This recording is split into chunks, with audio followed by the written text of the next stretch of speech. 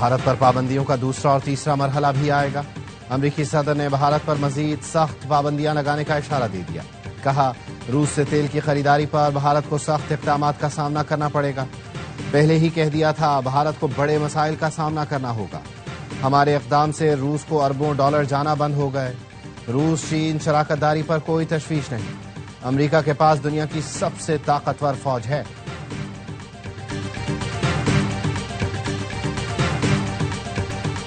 چین کے دارالحکومت بیجنگ میں بھرپور دفاعی قوت کا مظاہرہ۔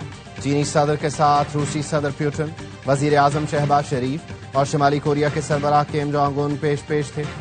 بھارتی وزیر اعظم نریندر مودی کو تقریب میں مدعو نہیں کیا گیا۔ دنیا کے سب سے بڑے پریڈ گراؤنڈ تیانمن اسکوائر پر چینی فوج نے توپوں کی سلامی دی۔ پریڈ میں چین کی فوجی قوت، دفاعی صلاحیت اور استعداد کار کا مظاہرہ کیا گیا۔ پریڈ میں ہائپرسونک میزائلوں، ڈرونز اور ٹینک سمیت جدید اسلحے کی نمائش کی گئی۔ دوسری جنگ عظیم میں جاپان کے خلاف چین کی فتح کی 80ویں سالگرہ پر پریڈ میں ہزاروں فوجیوں نے حصہ لیا۔ پریڈ کے اختتام پر ہزاروں غباروں سے آسمان رنگین ہو گیا۔ چینی صدر کی جانب سے سربراہان مملکت کے اعزاز میں ڈنر کا اہتمام۔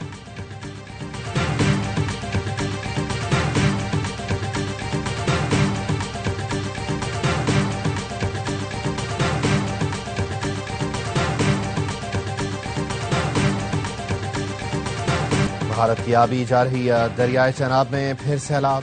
ہیڈ مرالہ پر پانی کے بہاؤ میں خطرناک حد تک اضافہ۔ مظفر گڑھ کے مقام پر اونچے درجے کا سیلاب۔ کالی پل کے قریب بند انتہائی کمزور۔ مظفر گڑھ ڈوبنے کا خطرہ۔ دوآبہ بند پر کٹ کی تیاری۔ سندھانی ہیڈ ورکس کو بچانے کے لیے مائی سفورہ والا بند توڑ دیا گیا۔ مظفر گڑھ کے 28 گاؤں زیر آب۔ ملتان کو خطرہ ہوا تو ہیڈ محمد والا کے قریب بند کو توڑا جائے گا۔ دریائے راوی میں کبیر والا کے مقام پر اونچے درجے کا سیلاب۔ پانی ریلوے برج سے ٹکرانے لگا۔ شورکوٹ فیصل آباد سیکشن پر ریلوے ٹریفک معطل۔ دریائے ستلج میں انتہائی خطرناک حد تک سیلاب ہے۔ قصور، اوکاڑا، بہاول نگر، ساہیوال، وہاڑی، بہاولپور کے اضلاع بری طرح متاثر ہونے کا خدشہ۔ بھارت سینتاس معاہدے کی مسلسل خلاف ورزی کر رہا ہے۔ مودی سرکار ہر بار انڈس واٹر کمشنر کے بجائے ہائی کمیشن کے ذریعے فلڈ وارننگ جاری کر رہا ہے۔ بھارتی ہائی کمیشن نے چناب میں اخنور کے مقام پر ہائی فلڈ الرٹ سے آگاہ کیا۔ وزارت آبی وسائل کا کہنا ہے بھارتی ہائی کمیشن نے فلڈ الرٹ آج صبح سویرے جاری کیا۔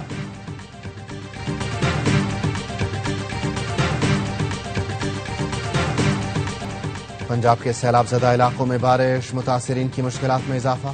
پسرور میں پچھلے 48 گھنٹے میں وقفے سے بارش، 4 مکانوں کی چھتیں گر گئیں۔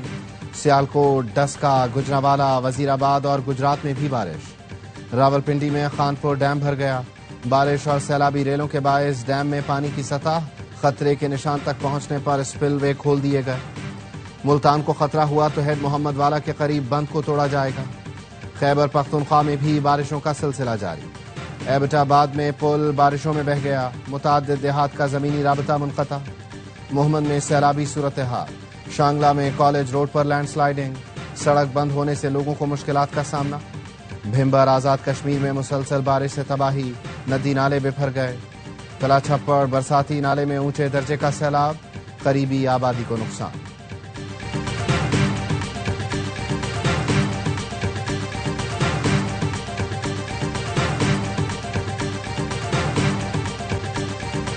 وزیر اعلیٰ پنجاب کا ملتان میں قاسم بیلا ریلیف کیمپ کا دورہ۔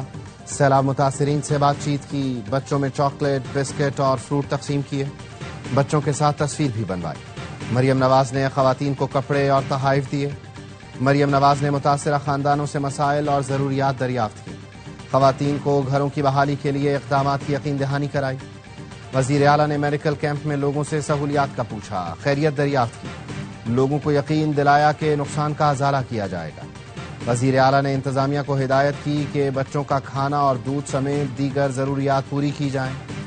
مریم نواز کو ریلیف کیمپ میں بریفنگ بھی دی گئی۔ بتایا گیا لوگوں کو ریسکیو کرنے کے لیے ڈرون استعمال کیا جا رہا ہے۔ مریم نواز کا ریلیف کیمپ میں صفائی اور دیگر انتظامات پر اظہار اطمینان۔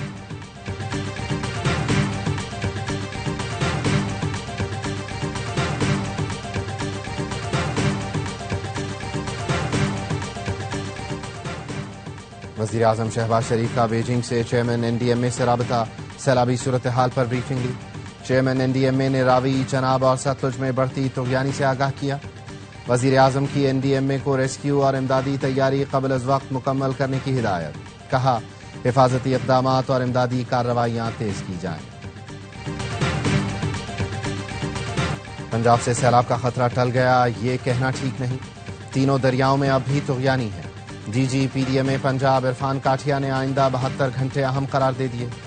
پروگرام 11th آور میں گفتگو کرتے ہوئے DG PDMA سندھ سلمان شاہ نے کہا گڈو بیراج پر 6 سے 7 لاکھ کیوسک کا ریلا آنے کا خدشہ ہے۔ سندھ میں اتنا پانی ضرور آئے گا کہ پورے کچے کو ڈبو دے گا۔ سیلاب کی شدت سندھ میں پنجاب سے کم ہوگی۔ سندھ میں بند مضبوط اور اونچے ہیں، 12 لاکھ کیوسک برداشت کر سکتے ہیں۔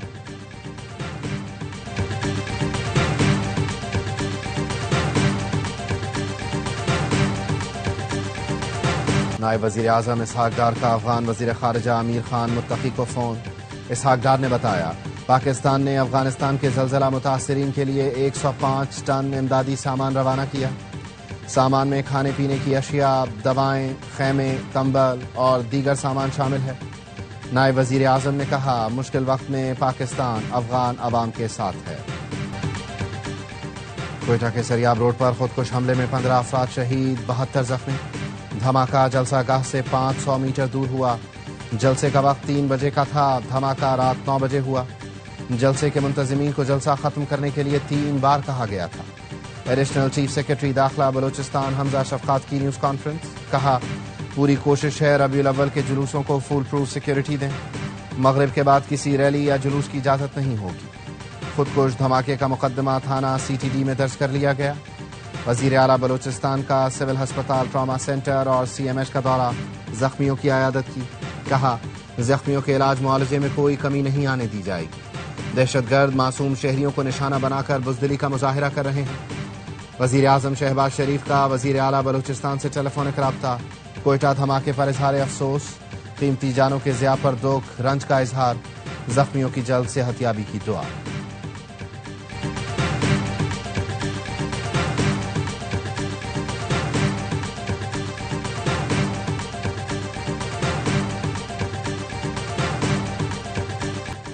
اسلام آباد ہائی کورٹ کے ججوں کی فل کورٹ میٹنگ، اہم فیصلے سامنے آ گئے۔ Practice and procedure establishment role بغیر بحث کثرت رائے سے منظور۔ ذرائع نے بتایا رول 6-5 کی اکثریت سے منظور ہوا۔ Justice Mohsin Akhtar, justice Tariq, justice Babar ستار، جسٹس سردار اعجاز، جسٹس سمن رفت نے مخالفت میں ووٹ دیا۔ اجلاس سے پہلے جسٹس بابر ستار اور جسٹس سردار اعجاز نے چیف جسٹس کو خط لکھ کر میٹنگ کے ایجنڈے میں ترمیم کا مطالبہ کیا تھا، جسے مسترد کر دیا گیا۔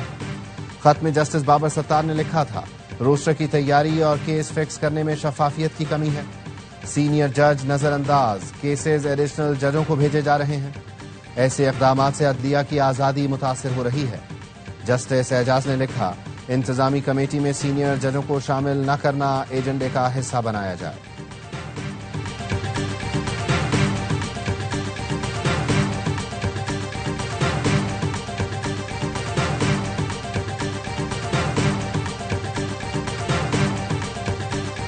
بانی PTI بالکل ٹھیک ہے، سوشل میڈیا پر جعلی خبریں پھیلائی جا رہی ہیں۔ میڈیا اور سوشل میڈیا پہلے ہم سے تصدیق کر لیا کریں، ان کی صحت کے بارے میں سنسنی پھیلائی جا رہی ہے جو درست نہیں۔ بانی PTI کی ہمشیرہ علیمہ خانم کہتی ہیں بانی PTI کا چیک اپ ان کے اپنے ڈاکٹرز کی موجودگی میں ہونا چاہیے۔ جنا ہاؤس حملہ کیس میں علیمہ خانم کے بیٹے شاہریز کی ضمانت منظور کر لی گئی۔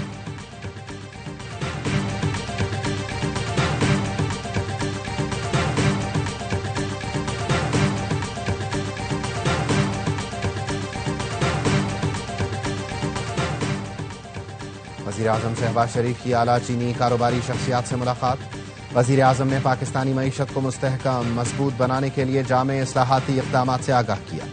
وزیر اعظم نے کہا صنعتی تعاون پاکستان اور چین کے اقتصادی تعاون کا بنیادی ستون ہے۔ SIFC بزنس ٹو بزنس تعاون مضبوط بنانے کے لیے اہم پلیٹ فارم کے طور پر ابھرا ہے۔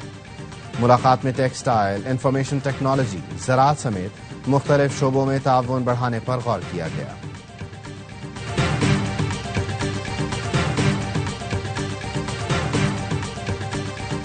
اسٹیٹ بینک کرپٹو کی خرید و فروخت پر پابندی ختم کر رہا ہے۔ ورچوئل ایسٹ اتھارٹی بل کی شق منظور۔ سینٹ کی قائمہ کمیٹی برائے خزانہ کے اجلاس میں بل کی کئی شقیں منظور ہوئیں۔ ڈپٹی گورنر اسٹیٹ بینک کا کہنا ہے قانون سازی ہوتے ہی کرپٹو کرنسی تجارت کی اجازت ہوگی۔ کرپٹو کرنسی میں ڈیجیٹل پاک روپے سے خرید و فروخت ہوگی۔ سلیم مانڈوی والا نے کہا بینکوں کے پاس موجود روپیہ ڈیجیٹل پاک روپیہ بن جائے گا۔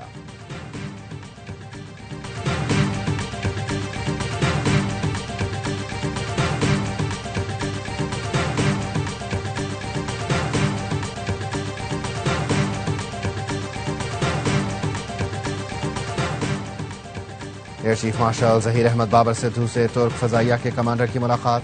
خطے کی بدلتی صورتحال، دفاعی تعاون میں پیش رفت، عسکری شعبوں میں مشترکہ اقدامات پر تبادلہ خیال۔ ترک فضائیہ کے کمانڈر کی ایئر ہیڈ کوارٹرز آمد پر فضائیہ کے چاق چوبند دستے نے گارڈ آف آنر پیش کیا۔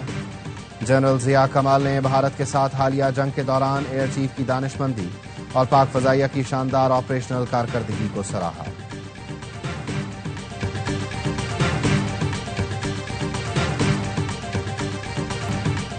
بھارت کی جانب سے حال ہی میں چھوڑا گیا پانی پاکستان میں داخل ہو چکا ہے۔ دریائے راوی کا پانی ہیڈ پنجنت کی جانب بڑھ رہا ہے، جس کے بعد بڑا سیلابی ریلا گڈو بیراج کی طرف جائے گا۔ این ڈی ایم اے کی سیلاب اور بارشوں پر بریفنگ، بتایا 6 تاریخ سے بھارت سے سندھ میں بارشوں کا سسٹم بھی داخل ہوگا۔ ٹھٹھا، سجاول، میرپور خاص اور بدین میں بارشوں کا امکان ہے۔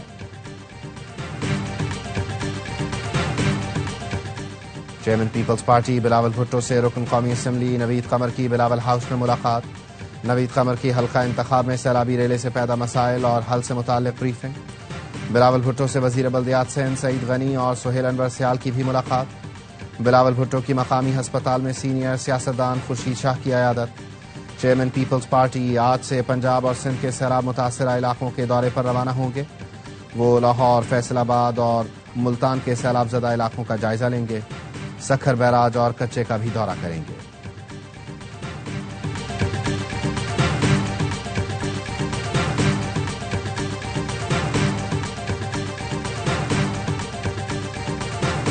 وفاقی حکومت کا کراچی اور حیدرآباد کے درمیان نئی موٹر وے بنانے کا فیصلہ۔ وزیر اعلیٰ سندھ سے وزیر مواصلات عبدالعلیم خان کی وفد کے ہمراہ ملاقات۔ بریفنگ کے دوران بتایا گیا 2 حصوں پر مشتمل کراچی تا حیدرآباد M10 موٹر وے 168 کلومیٹر طویل ہوگا۔ وزیر اعلیٰ سندھ نے کہا حیدرآباد تا سکھر M6 موٹر وے منظور کرنے پر وفاقی حکومت کے شکر گزار ہیں۔ سندھ کے سینئر وزیر شرجیل انعام میمن سے ایشین ڈیولپمنٹ بینک کے وفد کی ملاقات۔ ریڈ لائن BRT پر ترقیاتی کاموں کا جائزہ اور آئندہ کے لاہ عمل پر تبادلہ خیال۔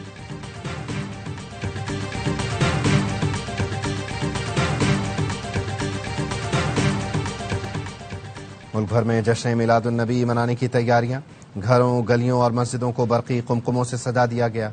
محافل میلاد اور نعت خوانی کا بھی اہتمام۔ گورنر ہاؤس کراچی میں روح پرور محفلوں کا انعقاد۔ تقریبات کا سلسلہ 12 ربیع الاول تک جاری رہے گا۔ میلاد النبی کی مناسبت سے کماڑی سے بابا بھیڑ تک کشتی کی ریلی نکالی گئی۔ سندھ حکومت کا 11 اور 12 ربیع الاول کو عام تعطیل کا اعلان۔ جمعے اور ہفتے کو تعلیمی ادارے اور سرکاری دفاتر بند رہیں گے۔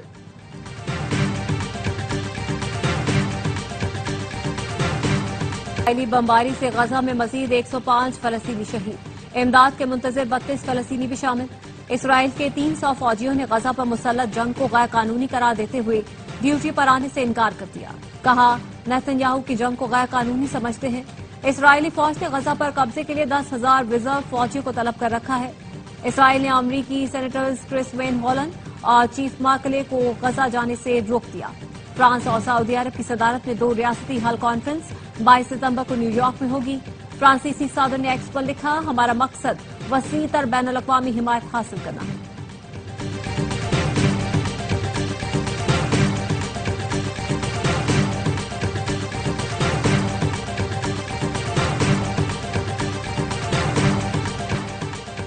پاکستانی کرکٹر حیدر علی کے خلاف زیادتی کیس ناکافی شواہد کے باعث خارج۔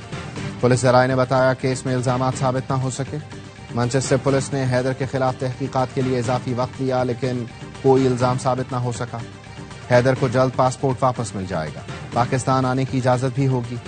کرکٹر پر پاکستانی نژاد برطانوی لڑکی نے پچھلے ماہ ریپ کا الزام لگایا تھا۔ ٹرائی سیریز میں پاکستان کو افغانستان کے ہاتھوں شکست۔ کیا بابر اور رضوان کی یاد آئی؟ صحافی کے سوال پر فہیم اشرف ہنس پڑے، کہا فیلڈ پر اپنے گھر والوں کی یاد نہیں آتی، ذاتی کھلاڑی کی کیسے آئے گی؟ ہمارا فوکس صرف پاکستان کے لیے میچ جیتنے پر ہوتا ہے، ہم نے کوئی پارٹنرشپ نہیں لگائی جس سے نقصان ہوا۔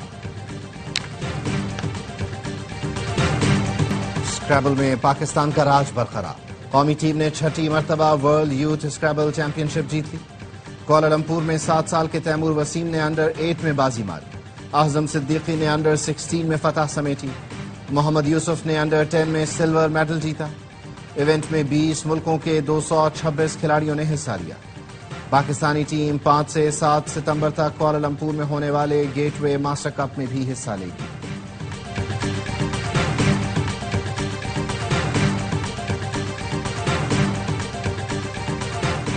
اے F C under 23 Asian cup qualifier میں پاکستان کو ناکامی کا سامنا۔ پہلے میچ میں عراق نے 1 کے مقابلے میں 8 گول سے آؤٹ کلاس کر دیا۔ پاکستان کی جانب سے میچ کا واحد گول میکائل عبداللہ نے کیا۔ قومی ٹیم کا دوسرا میچ ہفتے کو میزبان کمبوڈیا سے ہوگا۔ انڈر 23 ایشین کپ آئندہ سال سعودی عرب میں شیڈول ہے۔